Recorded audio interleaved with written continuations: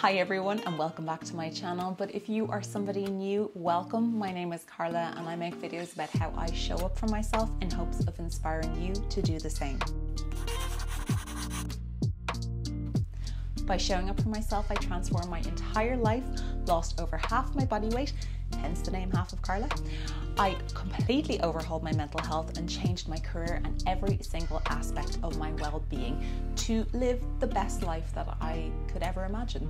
Now, don't get me wrong, there's still hurdles and days up and down, but we can maybe talk about that in another video. But anyway, in today's video, I'm going to be talking to you specifically about my weight loss and 3 game changers in my weight loss journey.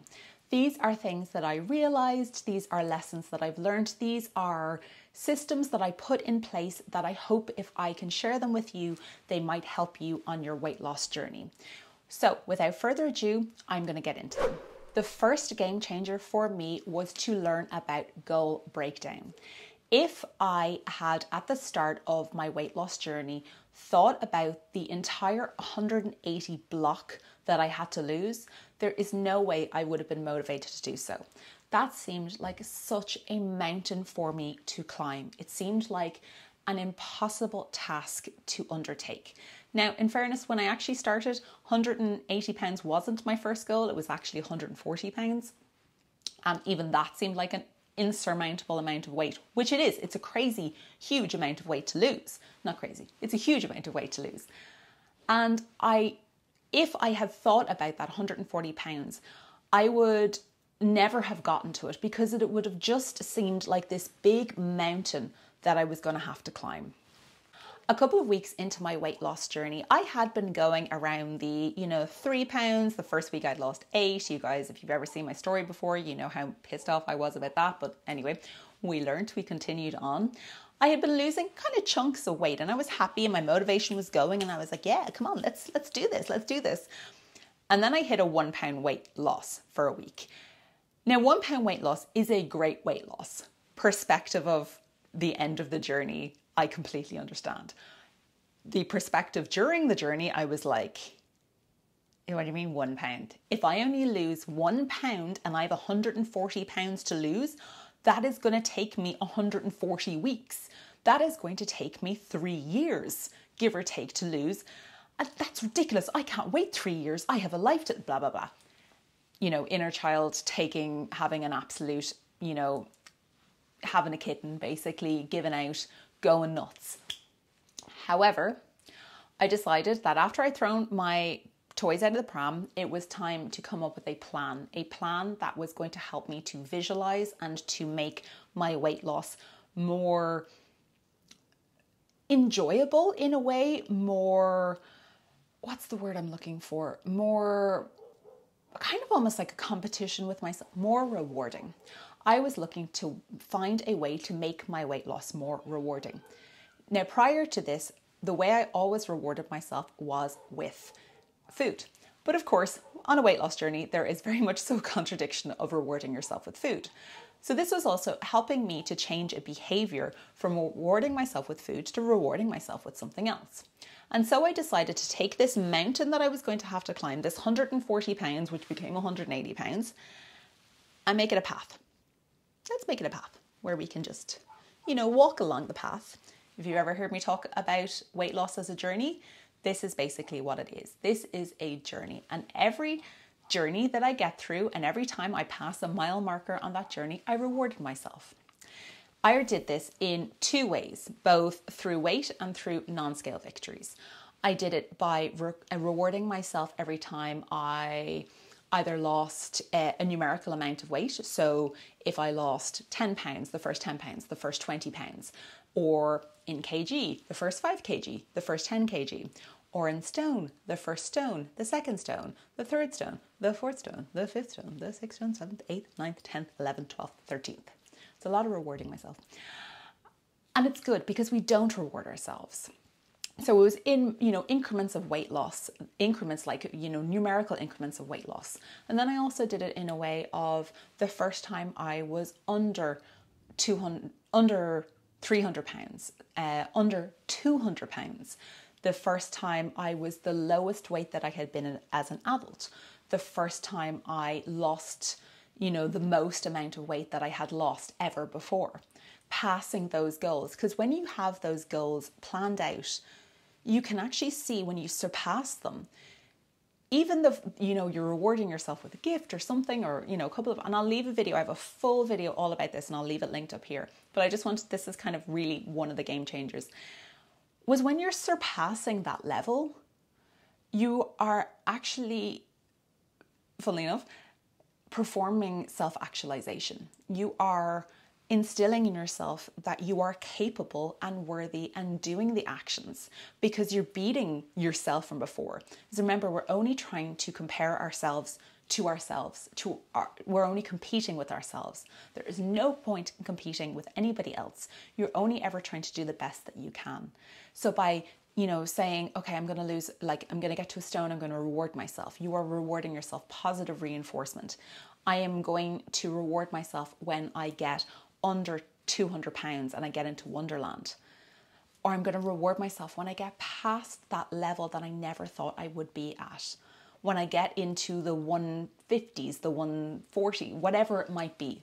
Find a way to break down your overall weight loss into smaller increments and map them out on an Excel, map them out in a show up for yourself journal if one would want to. Restock coming next week. Links down below, #add_own_brand.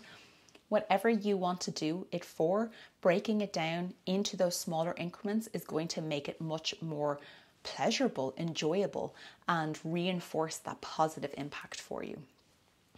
And also you can do it with non-scale victories. But as I said, leave that video up there and down below if you guys want to check that out for the full description on how to do it. Game changer number 2 for me was checking in with what I was telling myself. This is very specific, I was going to say this is very specific, but actually this is very broad in every element of weight loss and life in general. What are we telling ourselves at that point in time? However, what I am really kind of drilling down to here is when we're talking about food and telling yourself that's not enough, or telling yourself that won't fill me. What are we telling ourselves before we even consume the food? Telling yourself that you're really hungry. Are you really hungry? Maybe you are, and that's okay. Hunger is a natural part of life. Am I really hungry, or am I feeling a bit emotional and I'm looking for some kind of comfort? Or, let's take, for example, if you had told me prior to my weight loss journey that you would give me a bowl of soup and that would be satisfying for me, I would have told you were crazy.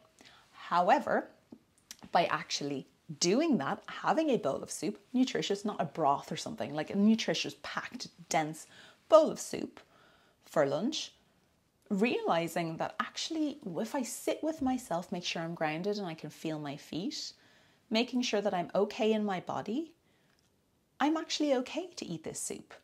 And right now, I've eaten the soup, finished it. If I'm hungry, maybe I'll need to go for something else. Maybe I'll wait 20 minutes. But probably 9 out of 10 times I'd realized that I had automatically always told myself before, that's not going to be enough. And by constantly telling yourself that becomes your truth, it becomes your reality. That's not going to be enough, that's not going to be enough, that's not going to be enough. I'm never going to be full if I eat that. Instead, a game changer was actually hearing that voice and going, hold on, I hear you. It might not be enough. You could be true, but it's not fact. It's not fact that that's not going to be enough. And by kindly questioning that voice and going, okay, I hear you. I hear that we're stressed a little bit about the smaller portion, but maybe what we'll do, me and the voices in the head, we will just sit down, we will consume whatever it is, whatever pre-portion, whatever that is that we are going to have. And then we will examine afterwards how we're feeling. Learning to listen, not to listen to that voice, but to listen to my body. And when it was satisfied, it was satisfied. And when it was hungry, give it the food that it needs. And game changer number 3 is that routine is key for weight loss. Everybody always asks me how I stayed so motivated over the 14 months that I was losing weight and then the 17 weeks when I was postpartum losing weight. There are times, when I was motivated, and then there are the majority of the time where I was not. And what I learned is that consistency is the key to weight loss. Doing the same thing repeatedly, day by day by day, to get you to where you need to be. Doing the actions, doing the hard slogs. It's not sexy, it's not trendy, it's not gimmicky. For me, it was therapy. It was doing the Body Slims program. It was walking an hour every single day. It was eating within a calorie deficit. It was consuming as much water as I could. It was getting to bed early enough. All of these things, eating a plant-based diet, journaling, all of these helped me, even though they might not seem directly related to weight loss. These were all things that really helped me to stick in a good mindset to continue on to lose weight, to do the things on a day-by-day basis. And in order to be consistent, I found for me that routine was key. Motivation will wane and consistency needs to pick up.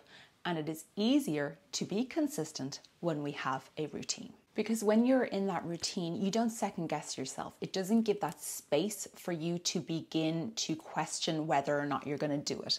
It's really good to have something that triggers the routine. So say, for example, for me, triggering the routine would be that I woke up. My alarm went off or I woke up naturally. That would trigger the routine. And from that point, then I would go into the bathroom, do my business, and in the bathroom would be my clothes for my walk. I would put them on straight away and I would walk outside. I would go do my hour walk, I would come back and I would put the coffee machine on and I would take my supplements. And then I would go up to the family, I would have a shower. So that is a routine that I had step by step by step. I didn't have to think about that. I just woke up and that was the trigger. Another routine that was really helpful for us and for me and for us, and in many ways for budgeting, for a whole different types of things, was meal planning. So the trigger for meal planning was that we needed to do the weekly shop. We were running out of food and we needed to do the weekly shop. So the meal plan, then we would sit down and take 15 minutes to decide what we had in the freezer, what we had in the fridge, what was in the pantry. And we would plan out, if we're out or in on whatever specific days. And we would literally write out Monday, Tuesday, Wednesday, Thursday, blah, blah, blah, and then lunch and dinner, because we didn't eat breakfast and we still don't, because we intermittent fast, what we were having on those 2 meals per day. And write those down and then make the plan, make the food shop list then.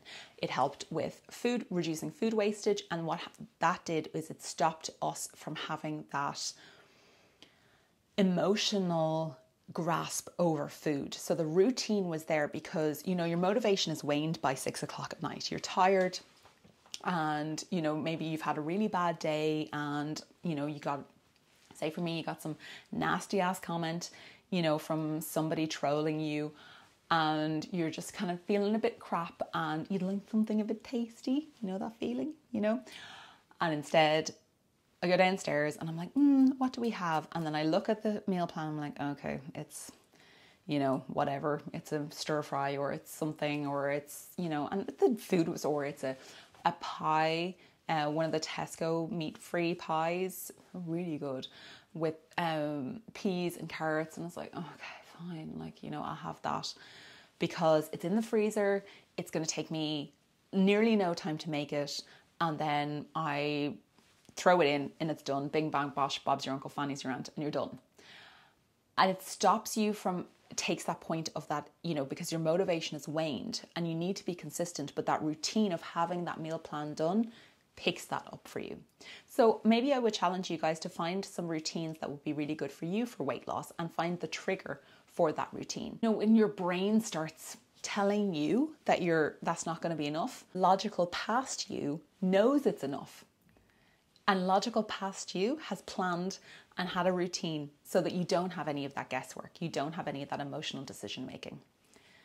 Guys, I'm going to end this video here with these 3 game-changing tips. I hope you have enjoyed it. Please let me know down in the comments down below if you would like me to do a part 2 or part 3 or whatever of these videos. If you have gotten to the end of the video, please leave me a target for the goal, a target emoji, or let me know any game changers that you had for your weight loss. Leave them down in the comments down below.